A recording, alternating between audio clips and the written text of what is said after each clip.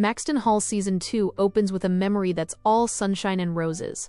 We see James and Ruby in a perfect, dreamy, movie moment kind of happiness. It's the bliss people write songs about. But that sweet flashback is immediately shattered, because this was just moments before James found out his mother had died. Fast forward to the present. Ruby is buzzing. She's back at school, feeling like she's living her best life. And with James by her side, she's the girl who has it all. Then the principal drops some major news. Alice Campbell, a huge deal businesswoman who heads a foundation for young talent, is looking for someone to organize this year's charity fundraiser. Because Ruby's recent Victorian Gala was such a smash hit, the principal has singled her out to apply. Ruby is beyond ecstatic. She says yes instantly, without a single thought about the insane commitment. They are asking a high school student to handle an adult-level charity event, which is totally bonkers. But Ruby is all in. She has just 2 days to nail down a theme and a preliminary plan to secure this dream job. But as the day goes on, both Lydia and James are missing. Ruby gets worried and reaches out to Alistair, James's best friend. He hasn't heard anything either, but he promises to check on them. Apparently, Mortimer has laid down a rule that no one can know about Mrs. Beaufort's death yet, because the stock prices would crash. Seriously, the man is worried about money, while his kids just lost their mother. Thus, James and Lydia are forced to suffer in silence, forbidden from grieving until a full week has passed. The whole thing completely breaks James. He spirals hard and acts out in the most reckless way imaginable. When Lydia, with Ruby, finally tracks him down, James is high as a kite and letting another girl, Elaine, kiss him, which immediately breaks Ruby's heart. She walks out immediately, slamming the door on her "I love James's" chapter. Ruby quickly realizes she can't afford to wallow in heartbreak because she has a fundraiser plan due in 48 hours. While she is grinding, James is starting to regret his actions. Mortimer, proving the kind of father he really is, blames all of James's actions on Lydia like she is her brother's keeper. Finally, the week is up, and the death is announced, but it only further sends James into drugs. It's sad, really, but no one thinks to check on Lydia too, who is grieving just as much but not throwing tantrums. When Ruby finally learns the real reason James acted the way he did, she and her friend Lynn rush to the Beaufort house to comfort him. It is a genuinely sweet moment until she sees messages from Elaine popping up on James's phone, reminding her of the huge slap on her face. James apologizes for everything, but Ruby just cannot wrap her head around cheating because of grief. As much as she wants to be there, it simply hurts too much right now. After she leaves, Mortimer suddenly decides to act like a father, comforting James, but we all know it's a calculated move to whip James into shape for whatever corporate drama coming next. It's through all this parental dysfunction and grief that Ruby finds her brilliant inspiration. She names her fundraiser Fragile Hearts, a powerful theme that speaks directly to the trauma James and Lydia are enduring. The drama continues at the funeral service with the arrival of the unexpected guest, Aunt Ophelia, the children's maternal aunt. It's immediately obvious she and Mortimer have a seriously bitter history. He accuses her of abandoning his deceased wife, and she fires back that he threw her out. But the kids don't really need this right now. They demand that both adults stop the nonsense at their mother's funeral. Seriously, people, show some respect. Because James seems to side with Aunt Ophelia, his father hurls cruel words at him, calling him a disappointment and claiming that this is what his mother thought of him. It took all of 2 seconds for him to revert to his old ways. Furious, James grabs a random car and speeds off recklessly. Lydia desperately tries to get the driver, Percy, to stop him, but it's too late. He calls Ruby, but she ignores him, completely immersed in her fundraiser plan. Seeing her working instead of answering pushes James over the edge. He swerves the car, trying to dangerously overtake Ophelia, which ends in his car getting toppled over. James wakes up in the hospital, dreaming of his mother. Turns out his Aunt Ophelia was his accidental savior, rushing him to the ER. Miraculously, he's totally fine and just needs rest. Maybe his mother really was looking out for him from above. While James recovers, Lydia sees her chance. She's always known she's the right one for the company but has been constantly sidelined because she's a woman. Now that James is recovering, she urges her father to lean on her, though we all know he probably won't. In the meantime, Ruby learns Ms. Campbell absolutely loves the Fragile Hearts idea, so the planning can move forward. Here is the catch though. To hold the gala at the school, they need a whopping £40,000 in funding. And their principal is tasking a high school student, Ruby, and her committee with raising the entire sum. Talk about an absurd amount of trust. In an effort to help Ruby move on from the whole cheating disaster, her sister Ember hosts a comforting slumber party with Lynn and Lydia. Lynn introduces them to a beautiful tradition, writing wishes on lanterns and sending them into the sky. Ruby uses the moment to pen a definitive, dramatic message, "Goodbye, James, forever." But come on, we all know how those cinematic farewells usually go. When James is discharged, he tosses the psychiatrist's referral, super sure he isn't going to need it. His focus now is getting his girl back, so he immediately ditches his lacrosse team to join the fundraiser. As the planning is ongoing, Lydia is hit with painful cramps. Ruby rushes her to the hospital, and Lydia learns she is having twins, just like her mother was with her and James. She already decided not to terminate the pregnancy, and this only solidifies her decision. Mortimer is definitely gonna flip out when he finds out. The whole time, Mortimer has been calling her for a board meeting. Since he couldn't reach her, he forced James to go, which only infuriates James more, causing him to explode on Lydia when she eventually gets home. He resorts to getting a liquor bottle, but Lydia tries to stop him, causing her prenatal vitamins to drop. Surprise, he instantly realizes she is pregnant. His rage instantly melts into delight and a sincere apology for his recklessness. Ruby finally gets her acceptance letter into Oxford.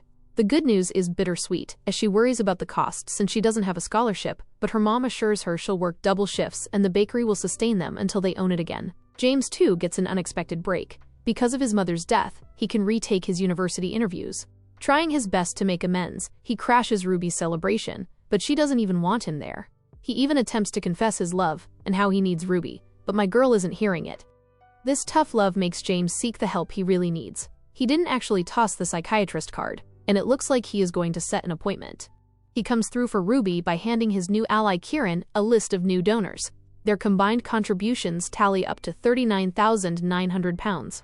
The principal, taking pity on the students, and possibly saving face because seriously, making students raise £40,000 is wild, offers to cover the final £100. Crisis averted. We shippers' glimpse of hope comes when Ruby has to pick up a heavy photo booth at a workshop for the event. She can't carry it alone, and the only other person available is James. Upon getting there, we learn why Ruby wants a photo booth at the event to begin with. It's an icebreaker, a way for people who might not like each other to drop their guards. The janitor suggests she try it with someone, and sends James in. Inside the small space, the air thickens. As the flash counts down, James and Ruby look at each other intensely, ready to kiss. Guess a small confined space is all it takes to restart a dramatic romance. Yeah, no kissing is happening, but they do get something far more awkward and hilarious. A picture that makes it look like James is literally sniffing Ruby's hair. One thing we know for sure is Ruby is absolutely not over James. We learn more about Mortimer's toxic parenting style as we take a trip down memory lane. While he is busy beaming over Lydia being the smartest student, little James is getting bullied, but instead of comforting him, Mortimer stops his wife from consoling their sobbing son. The message is loud and clear: be the best and never ever cry over little things.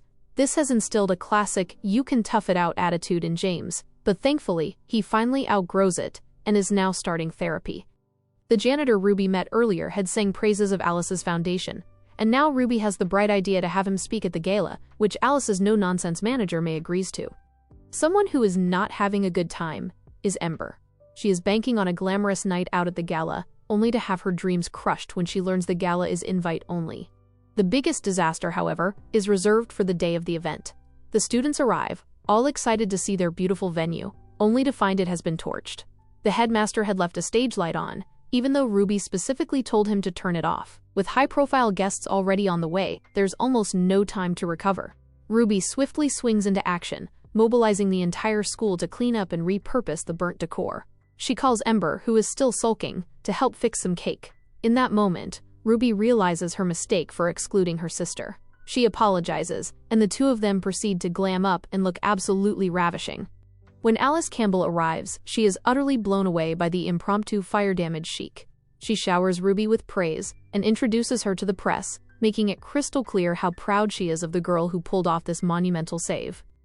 Everything is perfect, until Scott, the janitor, is nowhere to be found. He apparently became overwhelmed by the prospect of speaking. But James, knowing Alice's foundation supports mental health, steps into the breach and transforms the entire event. He talks openly about his own struggle and his journey into therapy. His speech is deeply personal, incredibly touching, and resonates with the entire audience, including Ruby and Alice. While this public admission achieves everything Ruby needs on a hard night, it has the opposite effect on Mortimer. James's honesty, his admission that he can't be perfect for the family name, is simply unforgivable in his traditionalist father's eyes. Mortimer is utterly enraged and immediately drags James away from Ruby. But fear not, there is one happy ending. Ember gets asked on a date by Ren, one of James's teammates, and yes, they even share the kiss that James and Ruby shippers thought they were gonna get. Score 1 for the siblings. The moment James gets home, the scolding from his father begins. According to dear old dad, a Beaufort never shows weakness, and he is particularly annoyed that James risked the family name for some meaningless girl. James defends Ruby fiercely, but Mortimer immediately shuts him up by bringing up his late mother's legacy, claiming James is actively trying to destroy everything she built. Ruby, on the other hand, is firmly on cloud 9. Her family is delighted to see her celebrated in the newspapers as Campbell's new prodigy.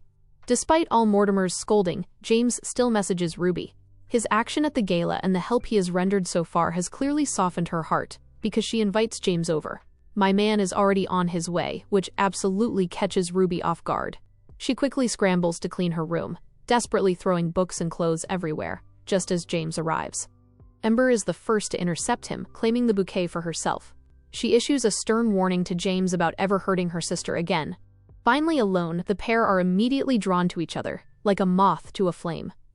We are so back, but James is here for more than a kiss. He does not want to mess things up again, but his father is dead set against their relationship and is trying to force him into marrying Elaine for business reasons.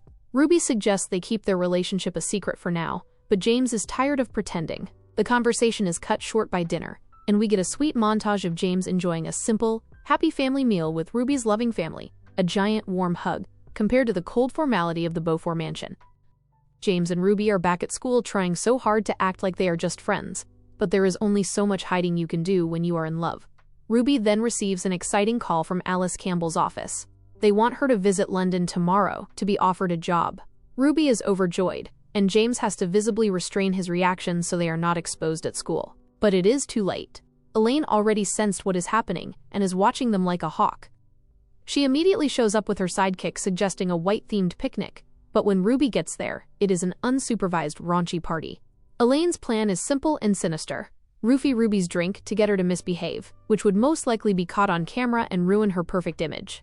Ruby, being sharp, avoids her drink. Unfortunately, Cyril drinks hers, and Lynn also downs the one prepared for her. Elaine does not stop there. During a game of limbo, she instructs the boys to lower the rod drastically when it is Ruby's turn, trying to humiliate her. Even her brother Alistair is disappointed at this childish stunt and calls her out, warning her about her toxic jealousy. But Elaine finds solace in her other brother, Frederick, who seems to support her shenanigans. Frederick insults Alistair and his date in front of the entire party. James steps in to defend them, and Ruby immediately backs him up, speaking fearlessly to Frederick.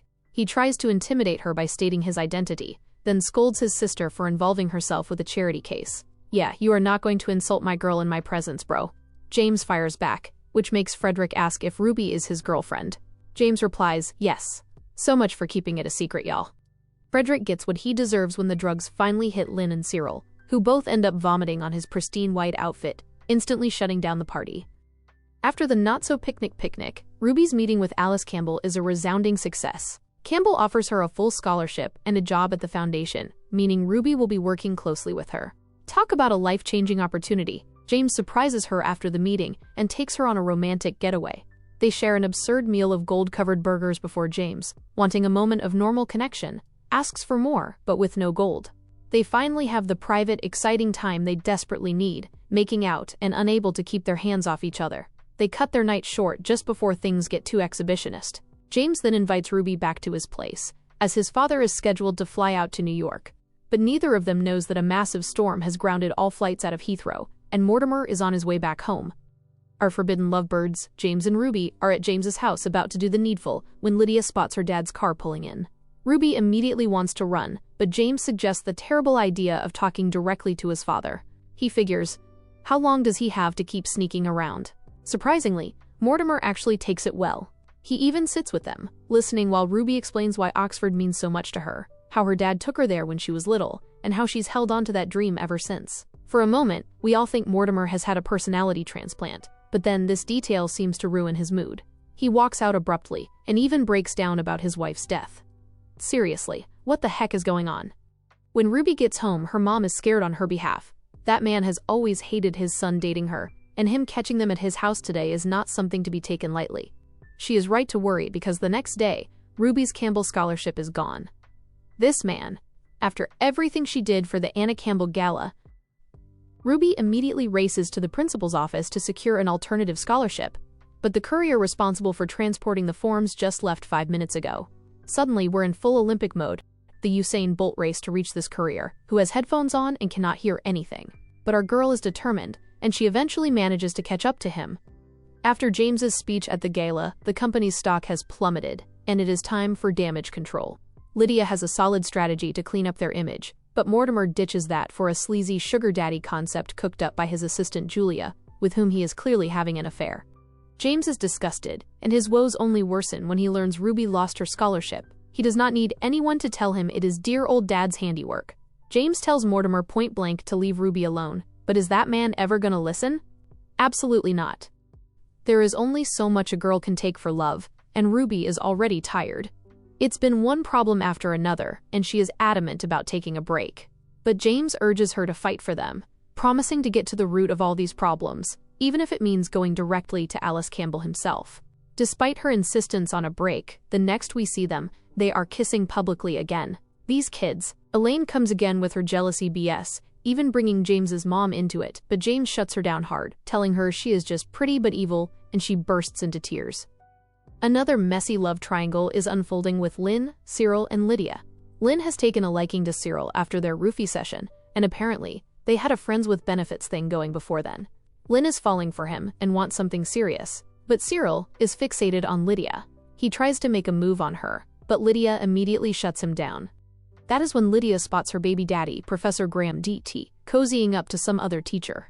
She never told him about the baby because he'd just gotten promoted to VP, and she didn't want to jeopardize his career. But seeing him with someone else pushes her to finally tell him the truth. The man is over the moon about the baby and genuinely likes her. Unfortunately, this is wildly inappropriate.